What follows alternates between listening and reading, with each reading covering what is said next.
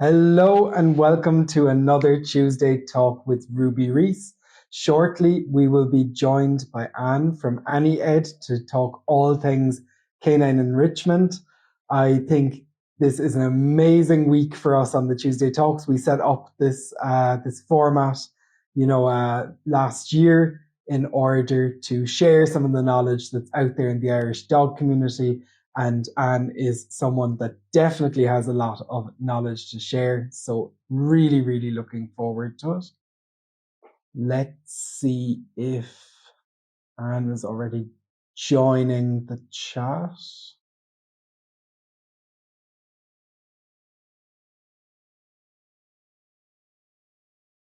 And if technology allows, we will shortly be speaking with Anne. And here we go. Anne, how are you doing? Welcome. Hi. How are you? Very good, thank you. How are you doing? I'm good. I'm delighted to be here. As I said to you, this is my first Instagram live. I'm not hot on social media, so this is a big day for me anyway. It's exciting for me. Well, listen, it's so exciting for us to have you on as well. I know you're well known in the Irish dog community as someone having so much knowledge to share. So we're looking to hear at least a little sliver of what you have. Would you do us the pleasure of introducing yourself, please? Yeah, of course. Hello, everybody. My name is Anne Rogers, and I'm director of a company called Annie Ed, which stands for Animal Education. Basically, it's a shortening of that. So everybody always gets that wrong. It's the worst marketing decision ever to call it that. If you have a name that you need to explain to everybody. So we provide education and educational resources to all levels of all interest levels, so pet guardians right through to professionals, right through to people entering the industry, and that's kind of our main mandate. Really is education, and collaboration is a big part of what we want to do. So it's lovely to join up with other Irish companies particularly, and to get to do that basically. Absolutely. Thank you so much. That was a brilliant introduction. I, for one, love the name of your company. So I think it's very, very clear. And if it's not, your logo even helps to explain it. Exactly. Yeah, I had to design a logo that explained what it actually meant. That was the challenge. So I love it. I think it's really, really fitting, and it says exactly what you do. In case people don't know me and are joining in for the first time, I'm Killian from Ruby Reese. We're a brand that will be celebrating our second year in business in May. It's been a busy 2 years. Yeah. And we're an Irish brand. We set up our company because our own dog, Ruby, has sensitivities, so we wanted to set up a brand that caters for that market with top quality ingredients. Yeah. So moving swiftly onwards to the topic at hand, because I know it's a huge topic, and we're only going to manage to kind of get to the tip of the iceberg. But yeah, enrichment for dogs on a high level.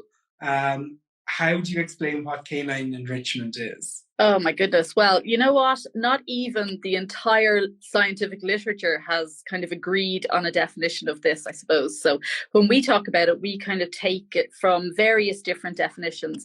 And really the bottom line is enrichment is about making adjustments to our animals' lives, to their world, to provide them with more options and more opportunities to carry out the behaviors that they need to do so that they can access reinforcers, things that are great in their world. And I suppose one of the things that we have to do when we talk about this, because everybody's heard that term now, right? Like every guardian has heard it, every person on the street has heard that term. We all have an idea of what that might be about. And we tend to find that it's not always well understood. Sometimes when terms become kind of buzzwords, right? It's great that it's got to that level of fame, but then there can be some misunderstandings, or we can lose some of the meaning. So sometimes we have to clarify what enrichment is not as well. So it's not a toy, it's not an event, it's not an item or an activity. It's an outcome. So the animal's behavior is what tells us that they're living in an enriched world, that they're living an enriched life. And of course, when we talk about domestic animals, we're talking about captive animals. Even though we probably don't often think of our dogs as captive animals, they are. And although domestication has done a lot of work to help reduce some of the kind of wild animal requirements that domestic animals might need, we've done a funny thing with dogs, because what we've done is, yeah, we've domesticated them so that they're tamer with people generally.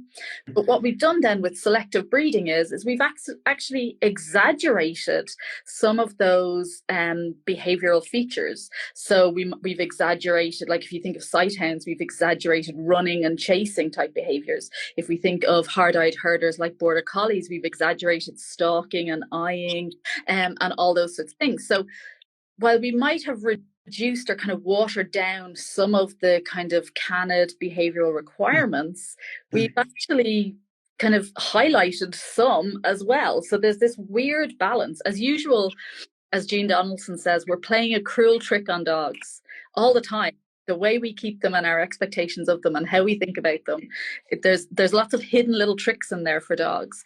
So I guess the thing to think about in terms of what enrichment is it's increasing or expanding our dogs' behavioral repertoires. They get to be more dog because we provide them with more opportunities for that, right? So it's being more dog is the thing. And I think I'm stealing that from pedigree. But it is a good saying, so I'll take it. We'll just sell ourselves for that one. It's a good one. And it's interesting that you mentioned things about like the predatory sequence we spoke about in a previous talk a couple of weeks ago. Right. That you know, different breeds were kind of bred to express maybe one section of that sequence, and you know, it's really, really interesting to hear now that this comes up as well in enrichment, of course, because it was a behavior that was bred for. And do you think that enrichment is becoming more and more important in a world where we might be expecting our dogs to live even more and fit more into the human world? For example, our expectation nowadays, more so than the 80s and 90s, is that a dog will come along to a human cafe and sit down and watch the world go by and maybe lick at a puppuccino, but, you know, very much live like a human in that sense. Yeah. I think that's a really good observation. So certainly the kind of further away our dogs live from that more kind of natural form that evolution and selective breeding over a long period of time has prepared them for.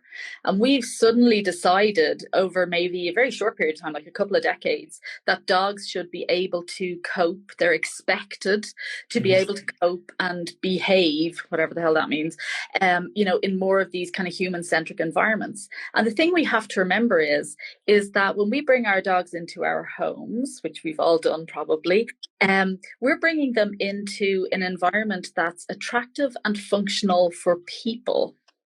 So we need to start thinking about that, because again, it's this cruel trick, right? And again, domestication has prepared them a little bit, but really it's very difficult. And if you think of even in terms of humans, the world that is attractive or functional to us has become more and more kind of sterile relative to maybe our more natural forms. So dogs need more than an environment that's attractive and functional for humans. That's where we come to enriching their worlds.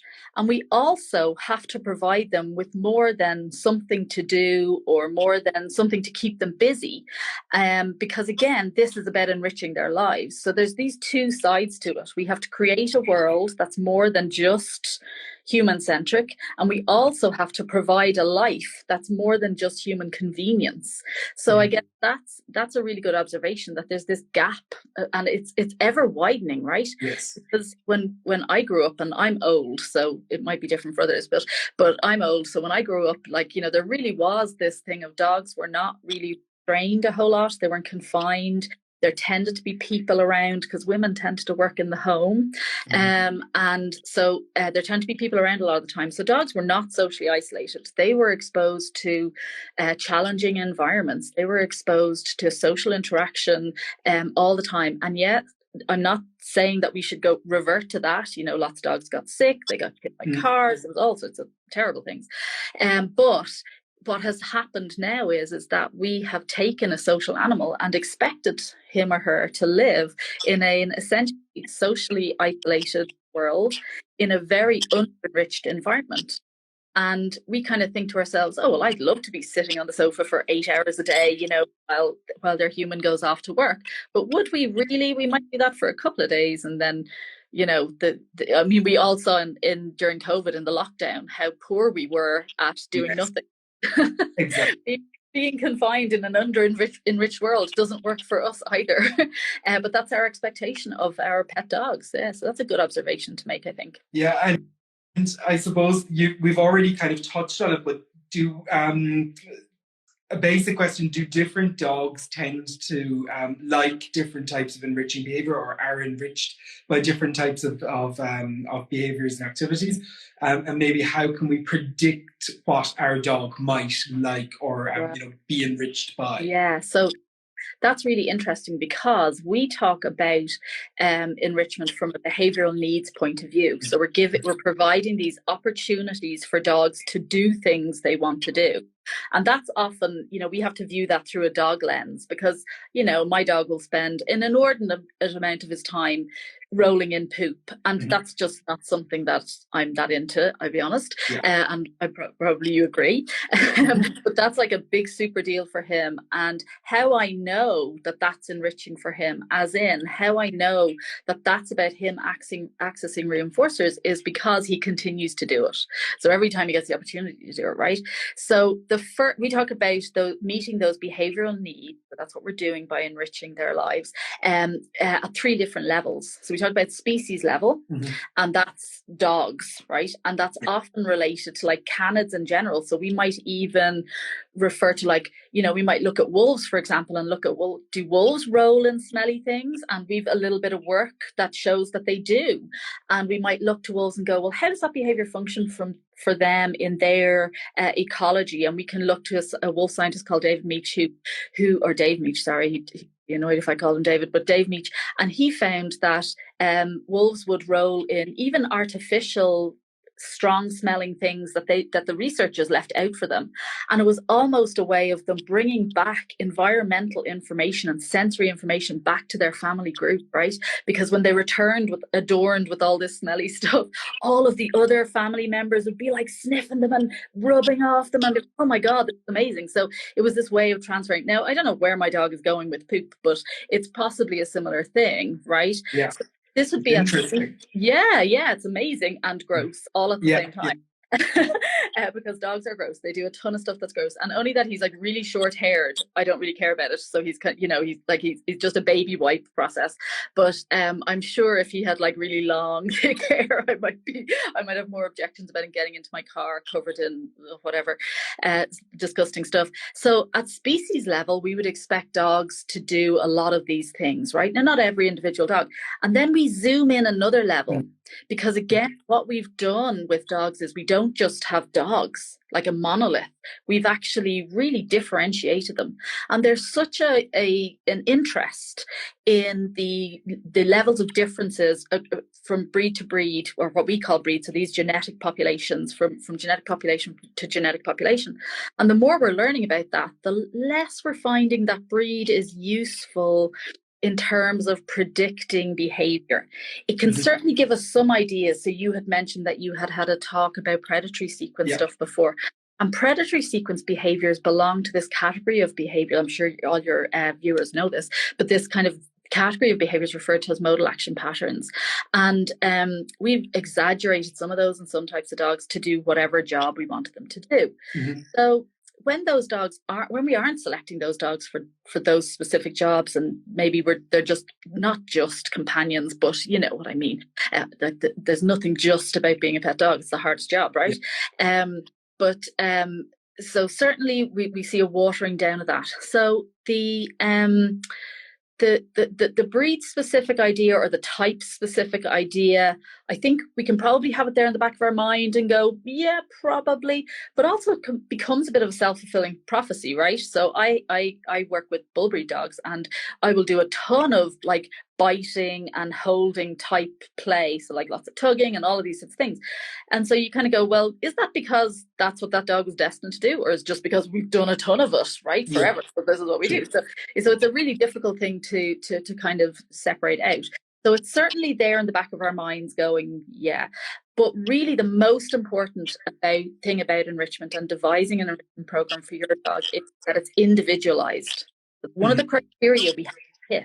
So that means that actually we zoom in again and we look at the individual level. So what does that individual dog, even though you might have 3 dogs of all the same breed and they might even be really closely related, when we actually go and observe their behavior and collect some data, we can see super differences, right? So just like amongst us and our siblings, for example, and even amongst twins sometimes, yeah, and that we can see, huge differences in kind of interest level and behavioral needs. So I think we can certainly use breed as maybe a guide, just sitting up here and kind of in the back of our mind, but really it's about having an understanding of what is the canid repertoire of behavior, and then what does our individual dog choose from that. So not every dog, for example, is a poop roller, right? Yeah. Thankfully.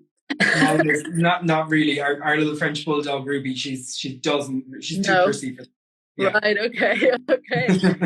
So there's real differences, right, at individual level, even though we would say that that's a normal and long-standing, from an evolutionary point of view, naturally selected behavior in canids.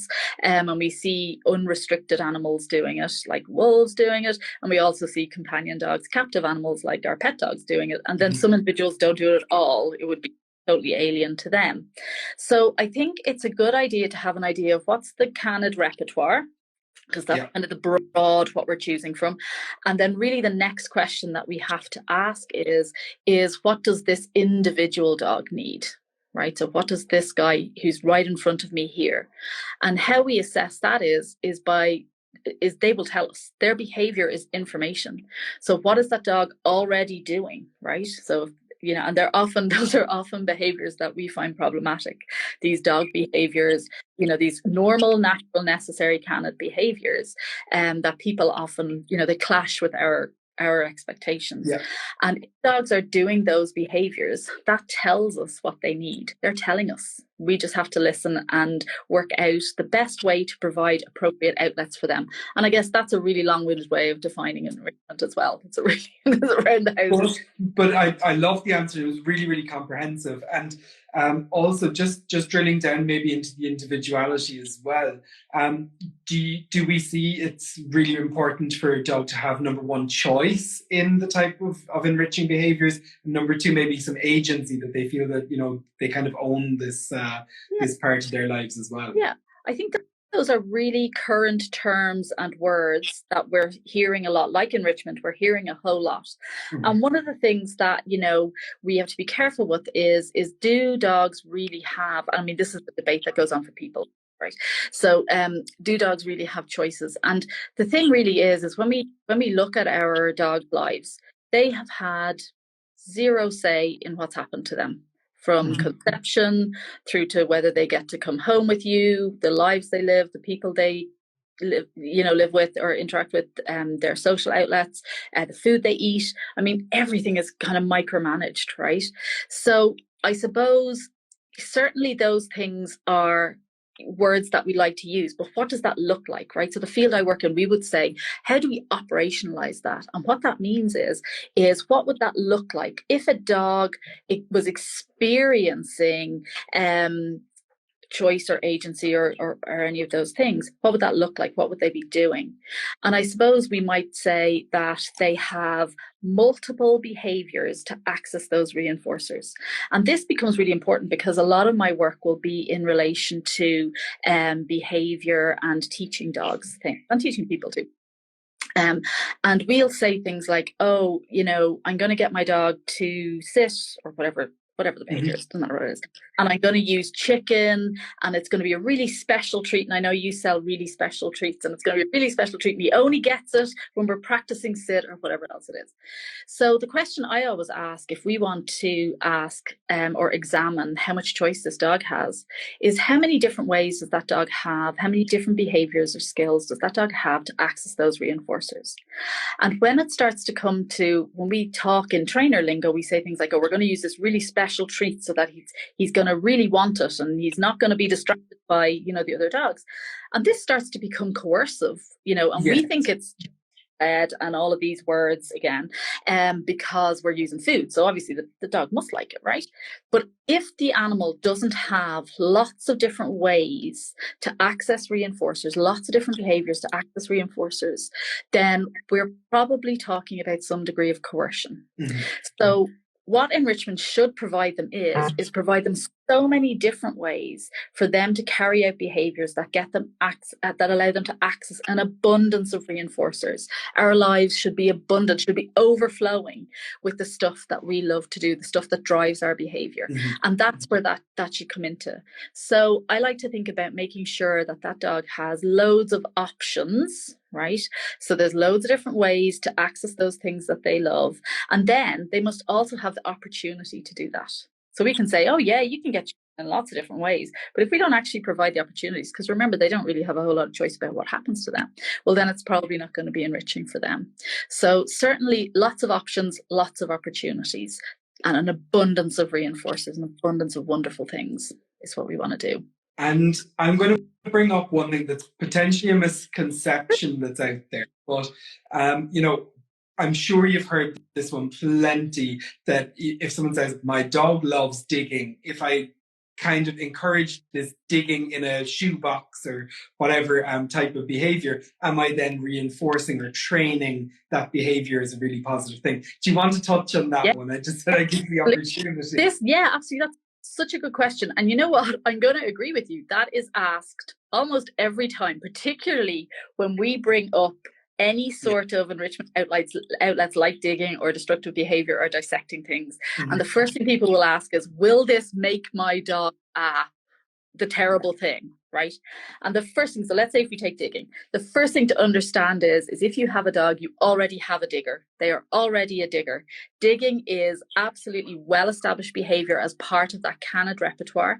It's exaggerated in certain breeds. So if we think of some of our terrier friends who were on Daxies and these sorts of guys, anybody with short legs, long and low, right? So these are dogs breeds that we had developed, or types that we had developed for going to ground, right? So, and they, and we talked about one of our native breeds, which is an endangered breed, the Glenavon Terrier. They're, even in their breed standard, it talks about them having mechanical advantages. So the structure of their elbow, now it's a bit exaggerated now, but anyway, that's what the breed standard says. That could be a whole other talk. We could do a day on that. But but they talk about the Glens having mechanical advantages for digging, right? So your dog is already a digger. Yeah. Right, that's the first thing. So we tend to not like digging. Now, I am not a gardener, so digging doesn't really bother me, but I know there are gardening people, green-fingered people out there. I'm not one. Definitely not. But certainly your dog is already a digger, right? So if you provide more appropriate outlets for digging while preventing them digging in the ways we don't want them to dig, so your prize roses and your daffodils this time of year and all those sorts of things, well, then what we're hopefully doing is we're listening to that dog and we're saying, yeah, you're telling me you need to dig, so I am going to let you dig over here because I want these to survive, whatever has to happen there. So it's instead, we tend to have this, again, it's this cruel trick on dogs, isn't it, right? We tend to think in terms of how do we stop behavior? How do we stop them digging? Instead of going, how do I add more digging that's more appropriate? So the goal would be is that if we give that dog access and options and opportunities for digging, let's say, that we would be able to harness that digging a little bit and protect our plants or lawn or whatever it is. So your dog is already a digger. You are not creating a digger. but it's probably going to take a little bit of prevention, the digging in this way, particularly if they've practiced it quite a bit. So if you've had a lot of holes right over this side, where we don't want them to dig where the roses are, where the daffodils are, whatever. And then we're going to think about, well, what's he getting out of that? How can I provide other ways for him to get out of that are more acceptable? So can I form a digging pit for him over here? Can I make it an indoor digging pit, like you're saying, like in a box with other items that aren't, soil and stuff in your house? Can I bury things for him to find? Can I join in gardening with him? Can I provide him with some loose soil that's left over from my, gardening endeavors? Because they often like loose soil. And then I'll go and dig there and encourage them to dig with me, and I'll bury things there and encouraging him to find it there. And then digging becomes a very different thing. So we have to reframe it a little bit. Instead of thinking, oh, how do I stop digging? I think, how do I provide you with the digging you need to do so that my daffodils are safe from your digging? Definitely. Right? Yeah. I mean, I suppose if you reframed it and looked at it in the case of a child that was that you wanted to stop drawing all over the walls in the house, you would go and buy them crayons and a colouring book and a plastic table in a lovely corner for it and be like, this is your new artist studio, here you go. That's a really good point. We would nurture it, wouldn't we? We would go, there is a child telling us that they have a need to practice dexterity, to an outlet for creativity. And you can even buy like posters for colouring now that you actually stick to the wall now. Children can do it because maybe doing it upright is a more comfortable way to do it when you're in that developmental stage. Yes, that's exactly it. That's a really good point. Yeah. Yes, so and I love that you brought up as well about the dissection. So we've also had this comment in the past that people say, "Oh, there's no point in me buying stuffed toys for my dog because they get no use out of them. They pull it apart, they'll stick at it, they'll pull it apart over a couple of hours, they'll find that thread that works, and you think like, wow, your dog has got so much out of that toy, probably is worth double the price." Exactly. Yes, that's exactly it. So people will say, oh, he just tears it apart. And I'm like, yeah, that's the point. That's it. So again, that's our dog's behavior providing information for us. That he's telling us that's what I need to do, even though in the human framing, it seems to be, just wanton destructiveness. But from the dog's point of view, they're going, yeah, no, I need to do this. And they need to do that because we have, again, through domestication, we have provided all their food, for example, in a handy, chewable little bit, right? They don't have to carry out digging. They don't have to cache their food, as in bury it.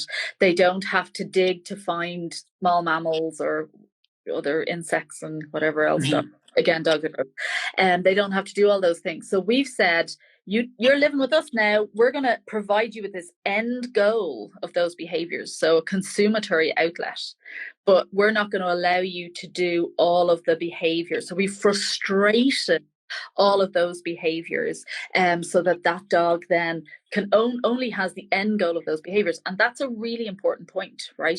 We have to develop this balance between consummatory and appetitive behaviors, because we know that if we just provide animals with the end goal of their behaviors, so for example, if you just feed zoo animals, if you just give them their food, right? So you just give those big, carnivorous mammals the rack of whatever animal they're right, those animals still carry out behaviors that are associated with food seeking and food acquisition, right? So those types of behaviors.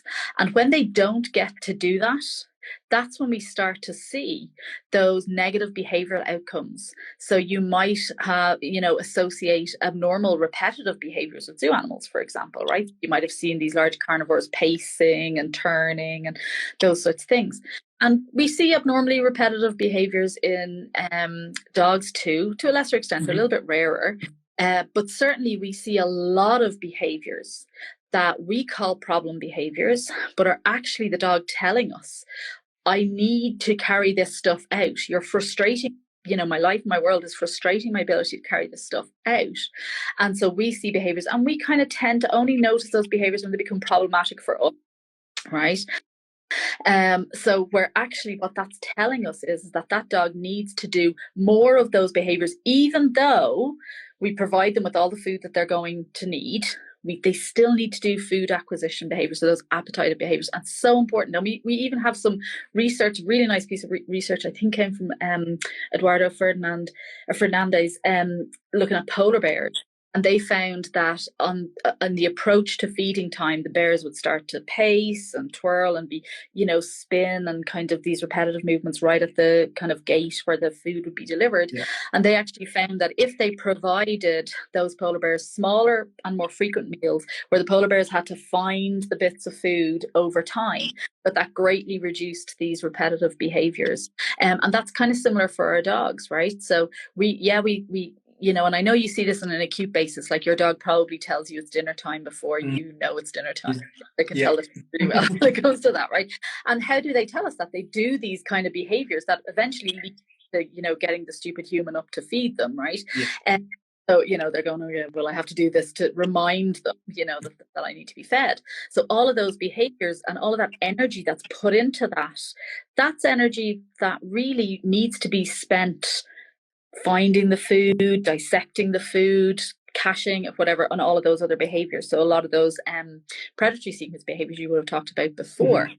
So dogs need outlets for those because we're providing them with the goal of that. So that's super important. So your dog is already a dissector, they're already a digger, they're already a predator, they're already a chaser and a biter and a barker. So it's up to us to provide them with acceptable outlets for that stuff. Rather than frustrating it. Definitely, no. And that's brilliant advice. And I suppose the big question now is, where do people start? And I think we've already alluded to the fact that figuring out what your dog already loves to do is probably a great place. Yeah. Is that kind of where people tend to start if they haven't been doing any of these? Absolutely. And I'm never going to be there going, yeah, you need to do these 3 things, right? So that I don't have to. That was your next question. I don't have 3 things for people to do, because what I'll say to people instead is I'll say, go ask your dog. Yeah. Take 2, and all I want you to do is just observe what they're doing, and think of it in terms of just behavior being behavior. So there's no such thing as good or bad behavior. I know we have kind of moral connotations attached to behaviors that dogs do, but that's not a thing for dogs, right? They do behavior. So if we see dogs carrying out behaviors that might appear unhealthy to them, that could be indicative of needs not being met. But if they're doing behaviors that are problematic to us, that's certainly indicative of us needing to look at the world we're providing them and the life we're giving them access to, because that's them telling us there are probably better and more appropriate places for them to get those out. And so I certainly would start with the individual dog, and I would spend a couple of weeks just observing them. Just what are they doing? Not what we think they're doing. What are they actually doing? What's their body doing? What are those movements? And then we want to look at that and say, okay, well, these are ways that I can realistically, because it has to be realistic and within our, our grasp. How can I, what are things that I can add that realistically provide those dogs, that dog with those kind of outlets? And we have a program. I don't want to do any self-promotion because I know this is but we have a program called 100 Days of Enrichment. It's totally free. It's always available. You can go there and you can literally do, like the name says, 100 Days of Enrichment. There's several challenges each day. So, keep your dog busy for a long time and yourself busy as well. It's always free and available. You can access it via our blog, Aniad. What is it? I don't know what it's called. AniadIreland.com, I think is where it is. And there's tons of ideas in there. It's totally adaptable because, again, we recognize that the individual team is going to work their magic on it. And a lot of it requires that we observe what the dog is doing and say, and then learn to listen to that dog and take their behaviors information and say, yes, this works for them this way, or this doesn't work for them this way, or whatever it happens to be. And that's a really good starting point, I'd say. And it's undergoing an update at the moment. So I'm hoping to have it all brand new. At some point. It's such a, like, as you'd imagine, 100 days. It's a bit of an undertaking. So that's coming too. But the original is there and free, and always will be, always free and available. So check that one out. absolutely amazing resource to have Yeah. for the whole community. So I think, and you know, you obviously don't have to do every single bit of it, but you know, there's you can pick and choose bits and Yeah. pieces that you think, ah, that Yeah. might be interesting for my Yeah. dog. That might be interesting for an upcoming rainy day. You know, there's lots and lots of Yeah, opportunities to. yeah, that's a really good idea. And so lots of people do the whole thing from like one Yeah. through, but a couple of people have done some interesting things where they'll like write down a couple of the challenges and like put them in a jar, piece of paper, or people put them like lollipop sticks. They write Yeah. on a stick and put it into a jar and then pick one, and this is the one we're gonna do today or whatever. So so you could do that too, and just randomly scroll, scroll and just tap on the one, and then you're going to do that one. Yeah, so there's loads of those. And what we tend to find is that people find ones that their dogs and them love to do, so they like that, then it becomes part of your everyday repertoire, right? It just becomes normal everyday stuff. So that can happen too, and that's a really nice example of those people listening to their dogs going, yeah, we love this, let's do this one all the time, let's make this normal life. Yeah, absolutely. And I think while you're updating the 100 Days of Enrichment, you definitely need to think about a product like an old school Rolodex with the ideas on it. I think it'd be the perfect Christmas present for everyone who loves about dogs. So what's going to come with this update is a workbook. So that's where there's going to be a workbook so that people can work through it. Because I feel that, I always want it to be free and available for people because, as a resource, because not everybody has means for all the things. But also from a point of view of keeping it online means that it's infinitely updatable. Once we put it into a book, or because people have asked for a book for a long time, that's it becomes a static thing. We want it to be interactive, and we want you to tag in it so that other people doing the project can see how this person has done it. And we've had so much evolution from it because of that community effect, which you don't get if somebody's just sitting reading a book. Sure. It kind of grows into a life of its own. Yeah, which we really found that's what it's done. So that's always available there for everybody. Go check it out. And then all my contact details there as well. So if you have any questions about any of the things or any of the challenges, just fire away with those too. That is amazing. Thank you so much, Anne. Guys, if you are interested in following Anne, it's Annie or at Annie Ed Ireland on Instagram. The website is annieed.ie. Yeah. The blog is annieedireland.com. I will also put up a link after this in my stories to the 100 Days of Enrichment, so that people don't even have to go looking for it themselves and make it as easy as possible. Yeah. Thank you so much for coming on and sharing your thoughts on enrichment for dogs. Lovely. It's been an absolute pleasure, and we really appreciate it. Anytime. And if there's any questions or anything like that in the comments, I'll go through those a little bit later on, and I can respond to any then that are there too. So if anybody has any questions there or anything like that, I can do that too. Perfect. Thank you so much. Really appreciate it. Have a great evening, and look forward to speaking to you again soon. Bye. Thank you. Bye. Thank you.